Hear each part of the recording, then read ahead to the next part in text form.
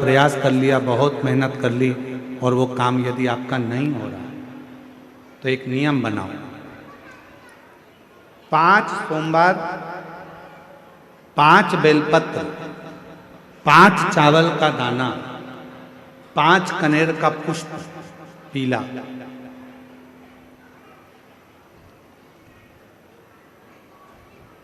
शिव जी के मंदिर में लेकर जाइए। सबसे पहले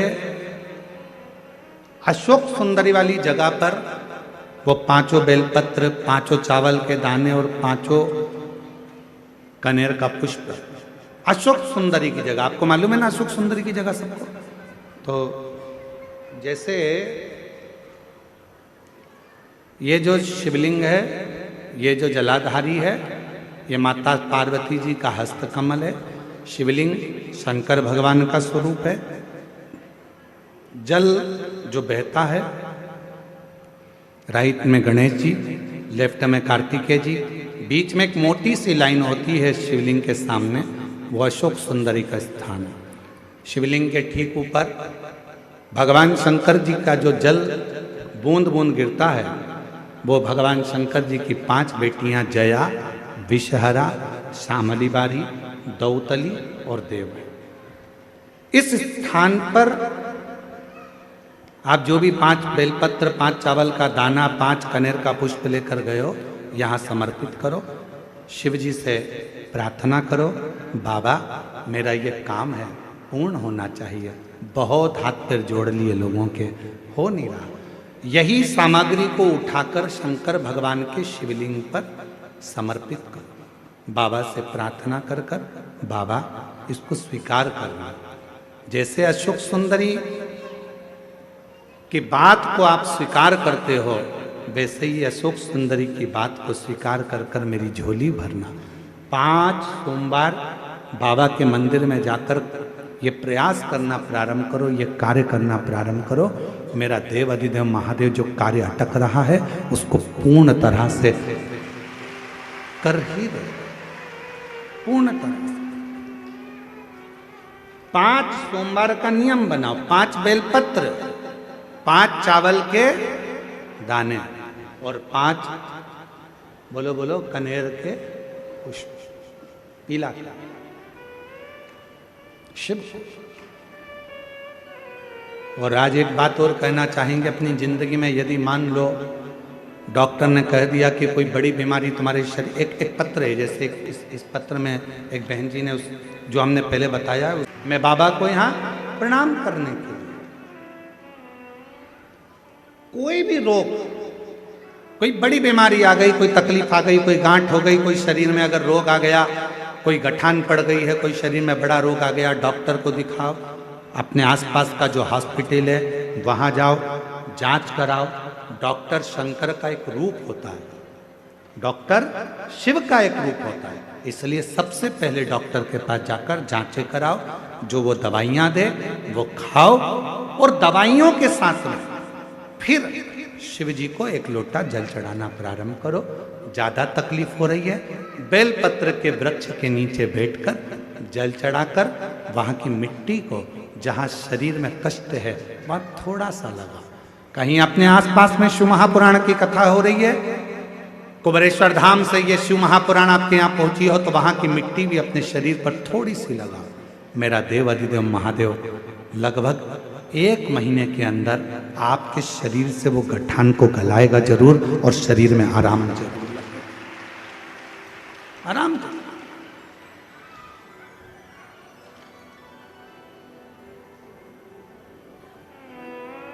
बेलपत्र की छांव के नीचे बैठकर भगवान शंकर का भजन। कभी आप लोग कुबेरेश्वर धाम जब आएंगे, या कुबेरेश्वर धाम की पवित्र धरा पर सीहोर में जब पहुंचेंगे, तो वहाँ पर जो बेलपत्र की वाटिका है, वहाँ जो 500 साल पुराना बड़ का पेड़ है, बट वृक्ष है, कभी आप लोग जब जाएंगे तो वहाँ कभी बैठेंगे, एकांत में बैठकर जब आप वहाँ श्री शिवाय नमस्तुभ्यम का स्मरण करेंगे, तो आपको ज्ञात होगा कि वो आपके धीरे धीरे दुख को, तकलीफ को, कष्ट को दूर कर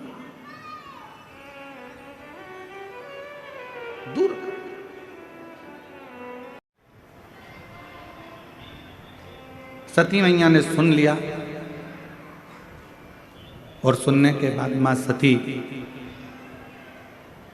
दिन भर विचार करती रहीं कि कुंभज बाबा के आश्रम में सत्संग करने जाना है या कथा सुनने के लिए जाना है या भगवत नाम की चर्चा करने के लिए जाना है, तो आखिर ऐसा क्या कि मैं शादी कर आई, विवाह कर आई और मेरी शादी हुई और मुझे कुंभज ऋषि के आश्रम में लेकर बाबा जा रहे हैं, वो भी कथा सुनाने के लिए। आपके यहां पर ऐसी रीति है कि नहीं हमको नहीं मालूम। छत्तीसगढ़ में एक नियम है कि जब घर में बहू आती है तो बहू आने के बाद में घर में सत्यनारायण भगवान की कथा होती है। जितेंद्र जी, आपके इधर भी ऐसा होता होगा, चलता है इधर भी ऐसा? साधुता है फिर तो आनंद है, शिव कृपा।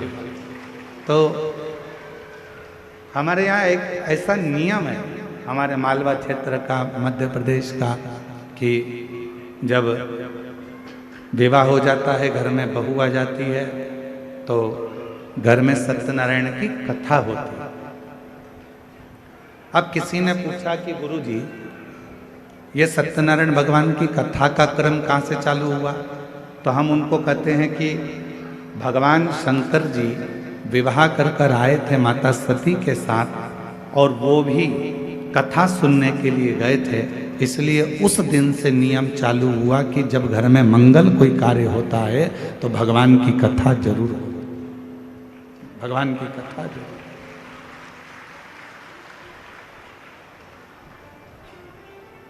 घर में कोई भी मंगल कार्य होगा तो भगवान का कोई शुभ कार्य होगा तो कथा होगी, मंगल कार्य होगा तो कथा होगी। तो शुभ कार्य जब भी हमारे यहाँ होता है तो हमारे यहाँ भगवान की कथा से शुरुआत होती है, भगवान के मंत्र जाप से हमारे यहाँ की शुरुआत होती है।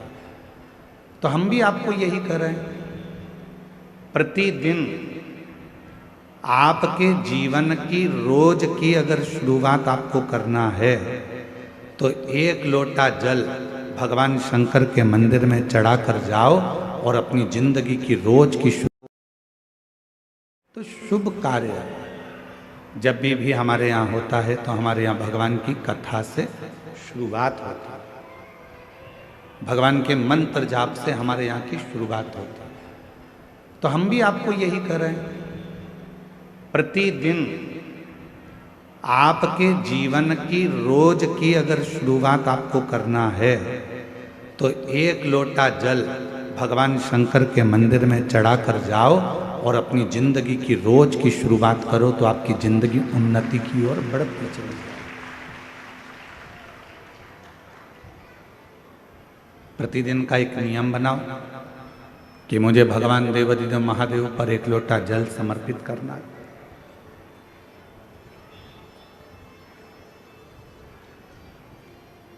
वो भी नहीं कर सकते तो प्रतिदिन एक नियम बनाओ कि हम हमारे घर में बैठकर श्री शिवाय नमस्तुभ्यं, श्री शिवाय नमस्तुभ्यं, श्री शिवाय। बन सके तो एक नियम कोई सा भी धारण कर लो कि हम शिव के मंदिर जाएंगे, जल चढ़ाएंगे, श्री शिवाय नमस्तुभ्यम का जप करेंगे, भगवत नाम का कीर्तन करेंगे, मंत्र जाप करेंगे, या भगवान के मंदिर में जब समय मिल जाएगा तो हम झाड़ू लगा लेंगे, थोड़ी सी पोछा लगा लेंगे, थोड़ी सफाई कर लेंगे। ऐसा नियम अपने जीवन में बनाओ। ऐसा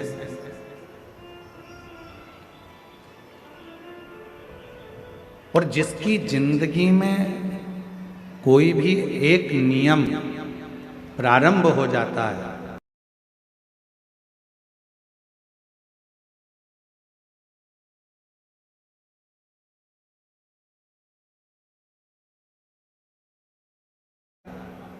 तो परमात्मा भी उस नियम को पूरा करने के लिए उस को बल प्रदान करते रहते हैं और उसका हाथ पकड़कर चलते रहते हैं।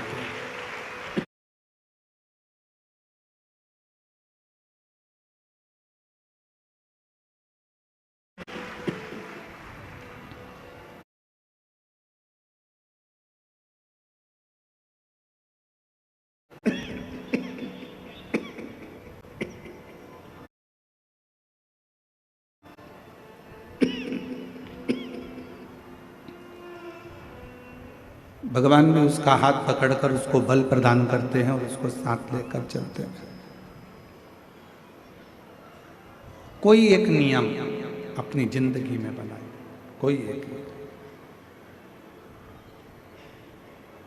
माता पिता को चाहे प्रणाम करने का नियम हो, गौ माता को चाहे एक रोटी देने का नियम हो, चाहे तुलसी जी की परिक्रमा का नियम हो, चाहे बेलपत्र के पूजन का नियम हो, चाहे शिव जी के मंदिर में झाड़ू पोछे का नियम हो, चाहे भगवान शंकर के मंत्र जाप का नियम हो, चाहे एक लोटा जल का नियम हो, कोई भी एक नियम हम जब बनाएंगे तो उसको पूर्ण हमारा देव अधिदेव महादेव करेगा, भगवान शंकर करेगा।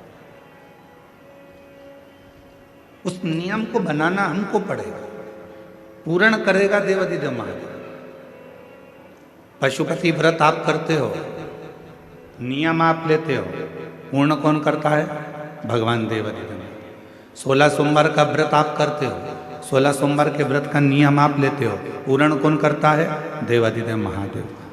नवरात्रे का व्रत आप करते हो, नवरात्रे में देवी जी की आराधना आप करते हो, पूर्ण कौन करता है? देव अधिदेव महादेव। शिव महापुराण के उमा संहिता में वर्णन आता है कि जितने व्रत, जितनी साधना, जितने नियम पृथ्वी पर रहने वाला मनुष्य जब करता है तो उन व्रतों को पूर्ण करने का बल स्वयं देव अधिदेव महादेव देते हैं और उस व्रत को पूर्ण करवा देते हैं।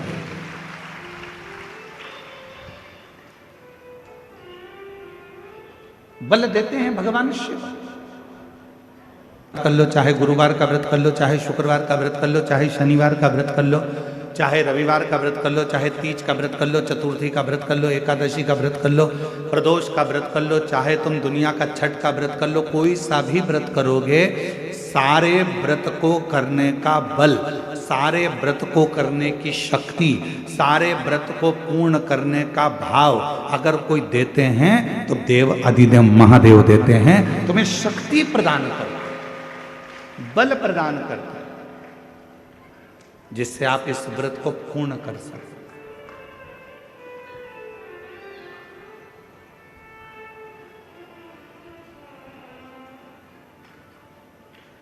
और वो शक्ति कोई दूसरी जगह से नहीं मिलेगी, वो शक्ति मिलेगी आपको एक लोटे जल से, वो शक्ति मिलेगी आपको भगवान शंकर की अविरल भक्ति से, वो शक्ति मिलेगी आपको भगवान के भजन से, भगवान के मंत्र जाप से, भगवान के स्मरण से।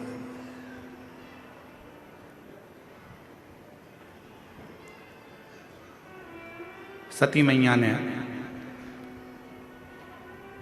सुना मेरे पति मुझे कुंभज ऋषि के यहाँ कथा श्रवण कराने के लिए ले जा रहे हैं, तो सती भगवान शंकर के साथ कुंभज ऋषि के यहाँ कथा सुनने जाने वाली हैं, जो अगस्त ऋषि के यहाँ पर कथा श्रवण करने के लिए जाने वाली हैं, वो माता सती आज मेरे नजदीक में आकर बैठी है।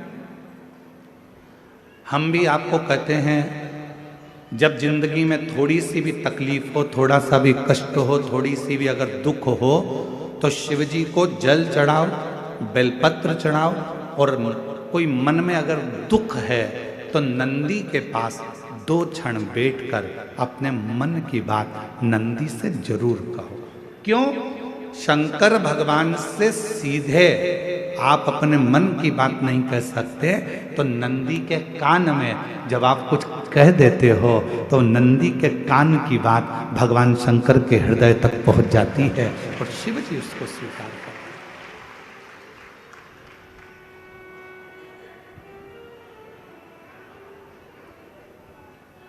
भगवान देव अधिदेव महादेव उसको स्वीकार करते हैं।